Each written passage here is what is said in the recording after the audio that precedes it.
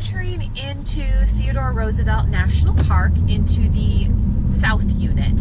So the two parts of the park are actually separated by about 68 miles. And so the south unit is near the town of Medora, which is where we were staying tonight. So after checking in, we are headed into the park now. The 36-mile scenic loop is actually closed for part of the road. Looks like they're doing some work on it. There's some poor road conditions. And so it says that the 36-mile loop has become a 24-mile one-way, so 48 miles out and back.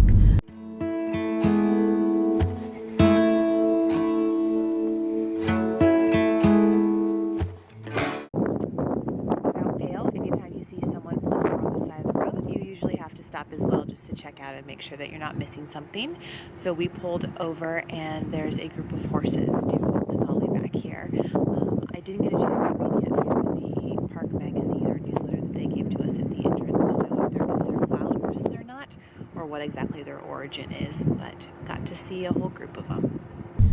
Quick update on the horses that we just saw. I grabbed out my information and it said that Teddy Roosevelt National Park is known for its wildlife, including bison, elk, wild horses, mule, white-tailed deer, pronghorn and bighorn sheep, badgers, coyotes, and porcupines. And we pulled over and I look ahead and I think we're going to get a surprise with a bunch of bison in just a second. We are probably only about, would you say, a mile into the drive into the park. 3 miles. 3 miles. And surrounded by herds of bison. They just kind of walked all around the car. They're mixed in here in the prairie dog areas. So the prairie dogs are just kind of hanging out amongst the bison as they're eating and rolling around in the dirt and throwing stuff up. But they came, you know, across the car and things. And some of them are massive. Definitely large animals. But I could almost say, done with the park, saw these guys, and it was pretty cool. Here we are at the Skyline Vista Overlook. It's our, a first official or second official overlook of the drive? Probably first official. It's the one that's on the map. Okay, so first official overlook. It's going to be tough to beat the Bison. Skyline Vista. Pretty much just a vista. It's not a bunch of bison. We bypassed the next overlook. What was it called?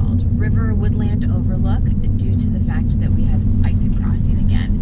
So it wasn't really a time to stop and get out of the car and take a look at things around because we had the bison crossing the road.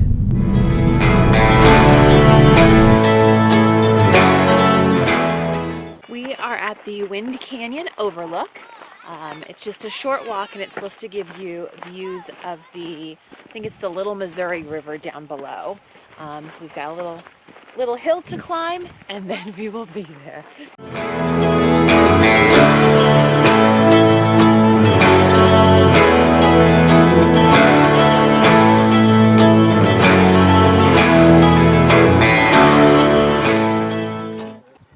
Just finished with the overlook.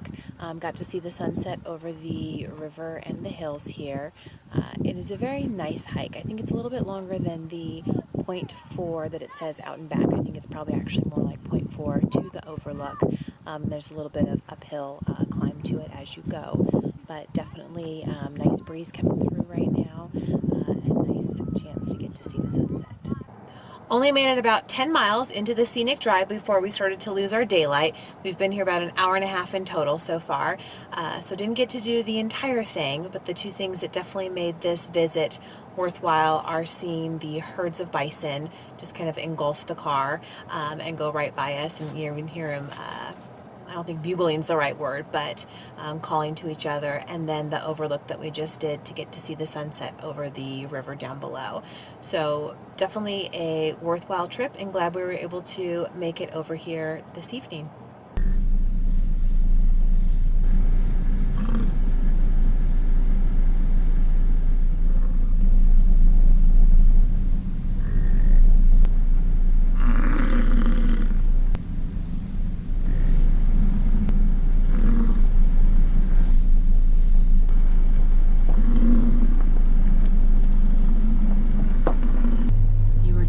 to listen to and enjoy the soothing, serenading sounds of the bison while we tried to not laugh in the background. Definitely some interesting noises that they make when they are calling out to each other, but at the same time, it was very cool to be able to just sit in the car and listen to them all around you.